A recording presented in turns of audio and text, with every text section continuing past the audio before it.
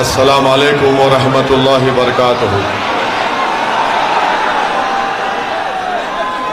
जनाब कलीम हफीज साहब, सदर दिल्ली मजलिस इत्तेहादुल मुस्लिमीन, मोहतरम जनाब इम्तियाज जलील साहब, रुकने पार्लिमान वो सदर मजलिस इत्तेहादुल मुस्लिमीन महाराष्ट्र, जनाब आरिफ सैफी साहब, उम्मीदवार मजलिस इत्तेहादुल मुस्लिमीन, मेरी इज्जतदार माँ और बहनों, बुजुर्गों, मेरे गयूर नौजवान साथियों और मेरे तमाम मजलिस के रुफ़क़ा, मैं आपका शुक्रिया अदा करता हूँ कि आप इतनी बड़ी तादाद में यहाँ पर भी और यहाँ पर भी आप आज इस जलसे में शिरकत किए हैं और इतनी बड़ी तादाद में आप तमाम का यहाँ जमा होना इस बात का पैगाम देता है कि इंशाअल्लाह ताला आप तमाम ने ये फैसला कर लिया है कि इस म्युनिसिपल वार्ड से इंशाअल्लाह यहाँ से आप मजलिस इत्तेहादुल मुस्लिमीन के उम्मीदवार को अपना नया कॉरपोरेटर बनाएंगे इंशाअल्लाह। मेरे अजीज दोस्तों और बुजुर्गों, यहाँ पर 5 साल पहले आपने मौजूदा दिल्ली के मुख्यमंत्री, उनके पार्टी के एक उम्मीदवार को आपने वोट डालकर कामयाब किया था और आज आप देखते हैं कि इस ओखला के बल्दी हलके में यहां पर बेशुमार मसाइल हैं। आप मुझसे बेहतर जानते हैं कि दिल्ली का मुख्यमंत्री सारी दुनिया में ये ढंढोरा पीटता है कि हम दिल्ली में सबको पानी फ्री में दे रहे हैं, मगर इस वार्ड में पूरे ओखला में कहीं पर भी साफ पीने का पानी दस्तयाब नहीं होता है। जो ज़ेरे जमीन पानी है वो पीने के लिए ठीक नहीं है, वो पानी में नमक है। और आप मुझसे बेहतर जानते हैं कि इस अहलियाने ओखला को महाना 1000 से 1200 रुपये पानी पर खर्च करना पड़ता है ताकि वो पानी पी सके और उस पानी को अपने घर के जरूरियात के रोजमर्रा में इस्तेमाल कर सके। अब आप खुद ये फैसला करिए कि जो हुकूमत जिसका मुख्यमंत्री है और उस पार्टी का म्युनिसिपल कॉरपोरेटर है, उसने ओखला की आवाम को साफ पीने का पानी का इंतजाम नहीं किया, क्या वो आपके वोट का मुस्तहिक रहेगा? जिसने आपको पानी नहीं दे सका, क्या वो आपका वोट का मुतालबा कर सकता है? मेरी नजर में पानी एक बुनियादी चीज होती है और हर एक को पानी मिलना चाहिए, मगर यहां पर ओखला में दिल्ली के मुख्यमंत्री और उनकी पार्टी ने ओखला की आवाम को पीने का पानी तक मुहैया नहीं किया। आप जानते हैं कि यहां पर मदरसा है ठोकर नंबर 8 अहले हदीस मस्जिद के सामने, वहां पर एक कचरा डाल दिया जाता है, इसको भी हटाने का इंतजाम नहीं किया। बल्कि आप ये भी जानते मेरे अजीज दोस्तों और बुजुर्गों कि अबुल फजल एरिया में वहां पर भी एक डंपिंग यार्ड बना दिया गया और रोड पर कचरा डाल दिया जाता है, जिसकी बदबू से तमाम आवाम परेशान रहती है। एक और गार्बेज डंप यार्ड बना दिया गया अल शिफा हॉस्पिटल अबुल फजल एरिया में, यहां पर भी खुली मोहरियां हैं। अब आप अंदाजा लगाइए कि क्या क्या तकालीफ का सामना आपको नहीं करना पड़ता। 2007 में ओखला में एक गवर्नमेंट हॉस्पिटल बनाने का ऐलान हुआ और 2007 के बाद ऐसे 4 अस्पताल गैर मुस्लिम इलाकों में बन गए, मगर ओखला में सरकारी अस्पताल अब तक नहीं बना। और सरकार केजरीवाल की है और कॉरपोरेटर उन्हीं की पार्टी का है। शाहीन बाग में खुली ड्रेन है, रोड नहीं है, बल्कि रोड पर खड्डे ज्यादा हैं। आप बताइए कि फिर 4 दिसंबर के दिन आप कैसे यहां पर उनको वोट दे सकते हैं। ओखला में अगर कोई अपने घर की तामीर करता है तो उसको रुश्वत देना पड़ता है, रुश्वत वर्दी वाले को भी देना पड़ता और एमसीडी के लोगों को भी और कॉरपोरेटर के लोगों को भी। तो कोई घर की तामीर नहीं कर सकता बगैर रिश्वत दिए। और आप इस बात को जानते हैं कि एक बाज़ाब्ता एक रिसर्च हुई, स्टडी हुआ। उस स्टडी का नाम यह था कि early educational marginalisation for Muslim children in India, N analysis of nursery school admission in private schools of Delhi. Muslim children who applied to private unaided schools in Delhi at nursery level, only less than 3% of children got admission. माने ये study हुई है जिसमें ये साबित कर दिया गया कि जो लोग ओखला से अपनी बच्चों को और बेटियों को और बेटों को नर्सरी लेवल पर स्कूल में, जो ये ठोकरा 8 से मदरसा और अहले हदीस मस्जिद के सामने से जो कचरे का गार्बेज का डंप है उसको हटा सके, अल-शिफा हॉस्पिटल के सामने जो गार्बेज का डंप है उसको हटा सके, खुली मोहरियों का काम करवा सके, साफ पीने का पानी आपको मुहैया करा सके, अस्पताल को तामीर करवा सके। सिर्फ मोहल्ला क्लिनिक से काम नहीं होता है, अस्पताल की एक अहमियत है, इसकी एक स्पेशलिटी होती है। ये मुद्दे आपके हैं, ये आवाम के हैं। इस पर आपको अगर एक मुस्बित फैसला आप लेंगे तो मुझे यकीन है कि इंशाअल्लाह ताला आप 4 तारीख के दिन पतंग के निशान पर मजलिस इत्तेहादुल मुस्लिमीन के हक में अपना वोट का इस्तेमाल करेंगे। दूसरी बात कि यहां पर आपने असेंबली में और इस वार्ड में आपने छोटे रिचार्ज की पार्टी को कामयाब किया। और आप जानते हैं कि दिल्ली के मुख्यमंत्री कितना झूठ बोलते हैं सेकुलरिज्म के बारे में। मेरे ख्याल से अगर लंबा फेंकने का अगर कंपटीशन होगा कि कौन सबसे ज्यादा फेंकता है, मोदी फेंकता है या केजरीवाल फेंकता है, तो मुझे लगता है कि दोनों बराबरी पर आ जाएंगे झूठ बोलने और फेंकने में। यही दिल्ली का मुख्यमंत्री था जब यहां पर फसाद हुआ, तो फसाद जब हो रहा था एक स्टेटमेंट दिखा दो दिल्ली के चीफ मिनिस्टर का, जो फसाद को कंट्रोल करने के लिए, कम्युनल राइट को रोकने के लिए था। ये वाहिद चीफ मिनिस्टर है जब हिंदू और मुसलमानों में नफरत की आग लग गई तो ये बजाय उस आग को बुझाने के ये बुज़दिलों की तरह अपनी पीठ दिखाकर जाकर महात्मा गांधी के समाधि के पास बैठ गया अपने मंत्रियों को लेकर। अरे अगर गांधी का तू भक्त था तो तू आता इस इलाके में, तो सब समाज के पास जाकर तुम कहते कि भाइयों शांति को बरकरार रखो, ये नफरत ठीक नहीं है।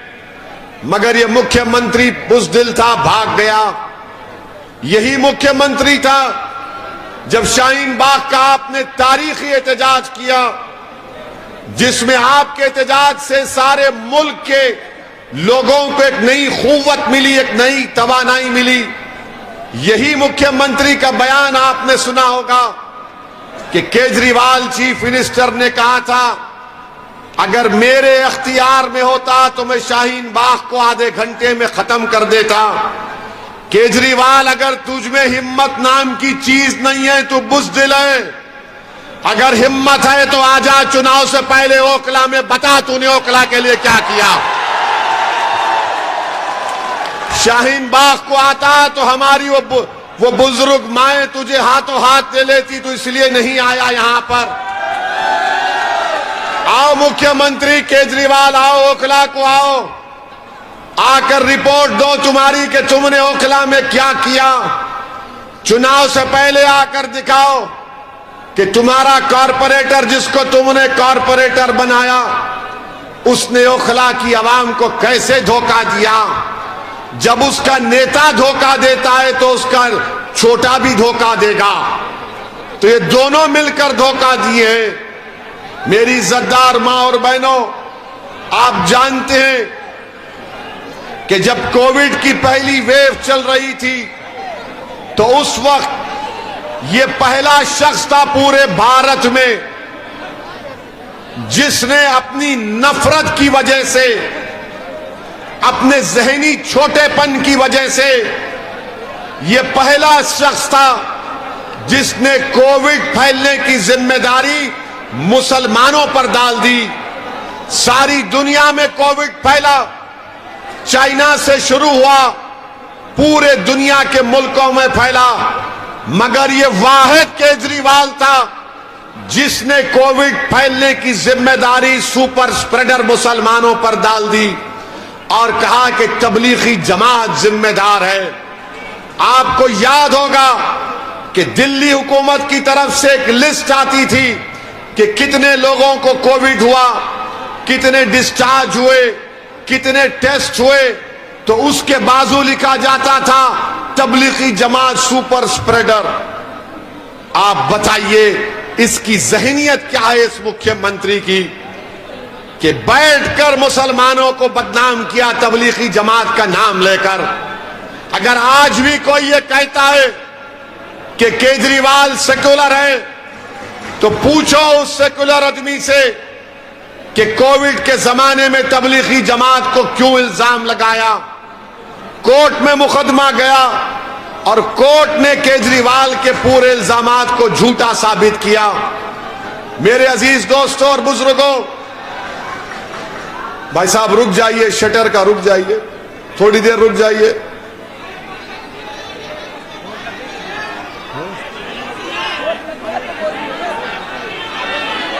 क्या हुआ?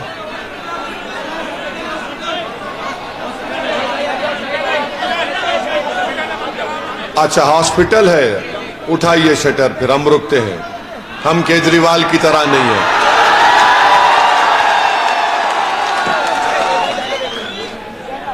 उठाइए उठाइए।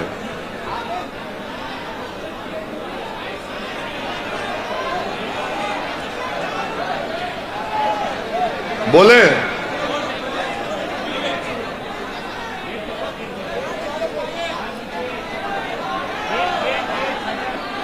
हाँ, गेट खोल दो भाई।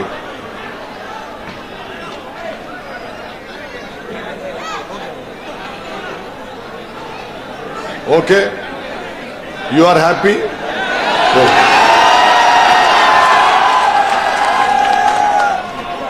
मैं आपसे अर्ज कर रहा था कि दिल्ली के मुख्यमंत्री का असली चेहरा सामने आ गया। एक और मर्तबा आ गया जब दिल्ली के मुख्यमंत्री ने कहा कि मैं अपने बड़े भाई मोदी से अपील करता हूं कि हमारी 500 और 2000 की नोट पर हमारे देवी देवताओं की फोटो को लगा दिया जाए। अब आप बताइए, छोटे भाई बड़े भाई को बोल रहे हैं और बड़े भाई देख रहे हैं कि पूरे मेरे नक्शे कदम पर चल रहा है। यानी भारत का कोई मजहब नहीं है, ये हमारा जो वतन है इसका कोई मजहब नहीं है। अगर कोई खुदा को नहीं भी मानता तो भी भारत उसका है। ये भारत की खूबसूरती और ताकत है। मगर दिल्ली के मुख्यमंत्री को यह बताना है कि मैं बड़े भाई से ज्यादा हिंदुत्व आइडियोलॉजी का मानने वाला हूं। ऐसा लगता है कि किसी जमाने में दोनों बिछड़ गए थे किसी मेले में। एक दिल्ली को आ गया, एक गुजरात में रह गए थे। माने ये कोशिश कर रहे हैं कि हिंदुत्व की आइडियोलॉजी को सबसे ज्यादा कौन मानता है। ये जो आपका दिल्ली का मुख्यमंत्री है, ये 2013 का मोदी है। याद रखो आप मेरी इस बात को। अगर कोई ये कह रहा है कि नहीं नहीं वो भाजपा से मुकाबला करने के लिए कर रहा है, तो फिर बताओ यूनिफॉर्म सिविल कोड के ऊपर दिल्ली के मुख्यमंत्री की पार्टी का क्या ओपिनियन है, क्या राय है। मैं यूनिफॉर्म सिविल कोड का खिलाफ हूं। इसलिए खिलाफ हूं कि भारत के संविधान में, आइन में आर्टिकल 29 है, 29 है, राइट टू कल्चर एक अनफेटर्ड फंडामेंटल राइट है। और यूनिफॉर्म सिविल कोड की बात भारत के प्रधानमंत्री वजीर आजम मोदी करके ये चाहते ये हैं कि हमसे हमारी तहजीब को छीन लिया जाए। हमारी तहजीब हमारे मदरसे हैं, हमारी तहजीब मसाजिद है, हमारी तहजीब हमारा हिजाब बुर्का और हमारी दाढ़ी है, हमारी तहजीब हमारी किताब है, हमारी तहजीब हर चीज है। जो बीजेपी हमारी तहजीब को खींचना चाहती है यूनिफॉर्म सिविल कोड के नाम पर, तो ये केजरीवाल यूनिफॉर्म सिविल कोड के बारे में एक लफ्ज भी नहीं बोलता है, एक लफ्ज भी नहीं बोलता है। और जो लोग ये कहते नहीं इसमें हिकमत है, अच्छा हिकमत है तो ये बताओ बिल्किस बानो के ऊपर केजरीवाल क्यों नहीं बोलता? बिल्किस बानो के ऊपर केजरीवाल क्यों नहीं बोलता? बिल्किस बानो तो सिर्फ मुसलमानों का मसला नहीं है। और अगर कोई नहीं जानता बिल्किस बानो कौन है, तो बिल्किस बानो को 2002 में 6 महीने की प्रेग्नेंट थी, 3 साल की बेटी थी, साथ में अपने खानदान के 7 या 8 लोग थे। बिल्किस बानो को प्रेग्नेंट होते हुए जालिमों ने उसका रेप, अस्मत रेजी की, उसके बाद उसकी मां का रेप किया और खानदान वालों का रेप किया, उसके बाद उनका कत्ल किया और एक मां के सामने 3 साल की बेटी का सर लेकर पत्थर पर मारकर उस बेटी का कत्ल कर दिया। वो बिल्किस बानो है जिसका मुकदमा मुंबई में चला। और वो बिल्किस बानो पर जुल्म करने वालों को नरेंद्र मोदी की सरकार 15 अगस्त को जब हम आजादी का अमृत उत्सव मना रहे थे, हमारे मुजाहिदीन आजादी को खिराज अकीदत पेश कर रहे थे, तो बीजेपी के नरेंद्र मोदी और अमित शाह ने गांधी को खिराज अकीदत पेश नहीं किया, मौलाना आजाद को खिराज अकीदत पेश नहीं किया, अल्लामा फजल खैराबादी को खिराज अकीदत पेश नहीं किया, महमूदुल हसन को खिराज अकीदत पेश नहीं किया। मोदी और अमित शाह ने बिल्किस बानो के रेपिस्ट को, उसके बेटी के कातिलों के खिराज अकीदत पेश किया और उनको जेल से रिहा करवाया। मैं आज भी पूछ रहा हूं, बताओ केजरीवाल, बिल्किस बानो के बारे में तुम्हारी क्या राय है? बोलो बिल्किस बानो के बारे में तुम्हारी राय क्या है? दिल्ली के डिप्टी चीफ मिनिस्टर से पूछा गया, तो उन्हें पूछा गया बिल्किस बानो के ऊपर, तो कहा हम स्कूल बनाते हैं। पूछा गया बिल्किस बानो का रेप हुआ, तो उसने कहा हम टीचर देते हैं। अगर बिल्किस बानो की बेटी जिंदा होती तो शायद वो जामे मिलिया यूनिवर्सिटी में अभी पढ़ती रहती होगी। इंसाफ जब तक मजलूमों से नहीं होगा, दुनिया में अमन कायम नहीं हो सकता। इंसाफ सबसे होना चाहिए, किसी मजहब का हो, किसी जात का हो। ये आपका दिल्ली के मुख्यमंत्री का चेहरा है कि नोट पर ये फोटो लगा दो, गांधी की भी फोटो रखो और ये फोटो भी रखो। अरे तू गांधी के पैगाम को नहीं समझा। यूनिफॉर्म सिविल कोड पर जीरो, बिल्किस बानो पर खामोशी, मगर बार बार ये बोलते हैं कि नहीं नहीं, इनके जो चमचे हैं जो ओखला में फिरते हैं, ये जो केजरीवाल छोटा रिचार्ज के चमचे हैं, वो बोलते हैं कि नहीं नहीं ऐसा नहीं है, भाजपा को हराना है। मेरे भाई, अंधेरे का अंधेरे से मुकाबला नहीं होता, जुल्म का जुल्म से मुकाबला नहीं होता, अंधेरे का मुकाबला रोशनी से होता है, जहालत का मुकाबला इल्म से होता है। अगर कोई चापलूसी करता है और ये कहता है कि नहीं नहीं मैं केजरीवाल का भक्त हूं, तो तुम केजरीवाल के भी भक्त हो और मोदी के भी भक्त हो तुम लोग, क्योंकि दोनों में कोई फर्क नहीं है, दोनों में कोई फर्क नहीं है। मेरी आपसे गुजारिश है कि पहचानिए इन लोगों को कि दिल्ली में जब आप अल्पसंख्यक समाज मुसलमानों के इलाके में आते तो कहते हैं आपसे कि बीजेपी और मोदी को हराना है, जब किसी और दूसरे इलाके में जाते तो कहते हैं कि मैंने यहां पर स्कूल बनाया, हॉस्पिटल बनाया, पार्क बनाया, रोड बनाई, आपको फ्री पानी दिया। अरे केजरीवाल, यही जबान तुम ओखला में आकर बताओ, यही बात आकर ओखला में करो। नहीं करेंगे, डराएंगे बीजेपी से। याद रखिए, कानून सबके लिए बराबर है। बाबा साहिब अंबेडकर का बनाया हुआ संविधान और आईन सबके लिए बराबर है। कानून मोदी के लिए भी बराबर है तो ओवैसी के लिए भी बराबर होगा इंशाअल्लाह। वो गए डराने के दिन, हमारे जिंदगी का फैसला अल्लाह करता है। और अगर आपने देख लिया कि जब फसादात के बाद जब बच्चे जेल में थे तो क्या कोई केजरीवाल का आकर उन बच्चों की, उन घर वालों की पूछा हालत कैसी है? आपने हालात का मुकाबला किया। और आज जो लोग केजरीवाल के चमचे यहां पर फिरते हैं, उसकी गुलामी करते हैं, मेरे सवाल का जवाब दो। खालिद सैफी जेल में है, खालिद सैफी जेल में है, और खालिद सैफी की बीवी, उसकी पत्नी, उसकी वाइफ रोते हुए वीडियो जारी करती है कि खालिद जेल में बीमार है, अगर इलाज नहीं होगा तो खालिद को कुछ हो जाएगा।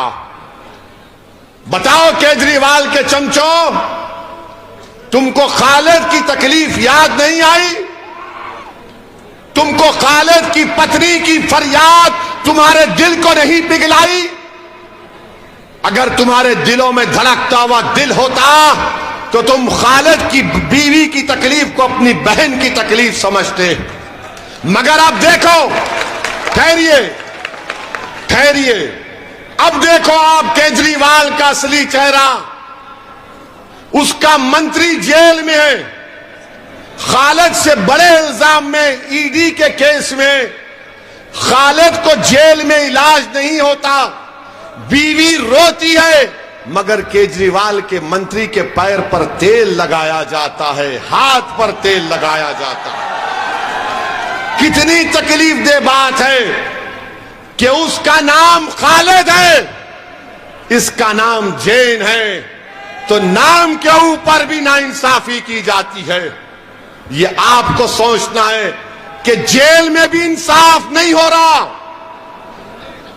जेल के अंदर भी इंसाफ नहीं हो रहा है, क्योंकि वो केजरीवाल का मंत्री है तो उसके हाथ को तेल लगाया जा रहा है, पैर को तेल लगाया जा रहा है, खाना लाकर खिलाया जा रहा है, और वो खालिद बीमार पड़ा है जेल में। मेरे अजीज दोस्तों और बुजुर्गों, ये फैसला आपको करना है 4 तारीख के दिन। अब रहा सवाल कांग्रेस पार्टी का। कांग्रेस पार्टी बहुत बूढ़ी हो गई है। कांग्रेस पार्टी के जो नेता है जो नेता है, 15 साल आपने कांग्रेस को सत्ता दी थी दिल्ली में, 15 साल। अब बताओ कौन सा नेता दिल्ली में है उनका? रोड पर नजर नहीं आता। उनका नेता पूरे भारत में पैदल फिर रहा है, पैदल पैदल पैदल पैदल। चुनाव गुजरात में है, भाई साहब मध्य प्रदेश में है, कैपिटल दिल्ली में लड़ाई चल रही है, भाई साहब बता रहे हैं कि कैसे आरएसएस से बैठकर मुकाबला किया जाता है। तो कांग्रेस को वोट देना वोट जाय करने के बराबर है। अब कांग्रेस में दमखम नहीं रहा, अब कांग्रेस सिर्फ म्यूजियम में रहेगी इंशाअल्लाह ताला। आप देखना, कांग्रेस अब म्यूजियम में नजर आएगी। हमारे अब्बा थे, दादा थे, परदादा थे, ये इनकी फोटो है, वो उस जमाने में ऐसा करते थे। अबे तू क्या कर रहा है? ने मैं फोटो लगा के खुश हूं दादा की। ये कांग्रेस पार्टी है। तो आपको लड़ने वालों की जरूरत है, ओखला से इंसाफ करने वालों की जरूरत है। और हमारा ये भाई आरिफ सैफी आपके सामने खड़ा है। 5 साल पहले आपने वोट नहीं दिया, ये आज भी आपके सामने आया है, आपसे अपील कर रहा है कि ओखला के लिए आप मजलिस को कामयाब करिए। ओखला के कचरों को साफ करने के लिए आप मजलिस को कामयाब करिए। और कचरे 2 किस्म के हैं। कचरा 2 किस्म का होता है, 2 type, 1 political garbage, 1 actual garbage. यानी एक जो अहले हदीस मस्जिद के सामने जो कचरा है उसको निकालना, एक जो पॉलिटिकल गार्बेज है, सियासी कचरा है, छोटे रिचार्ज का, उसको भी साफ करना है।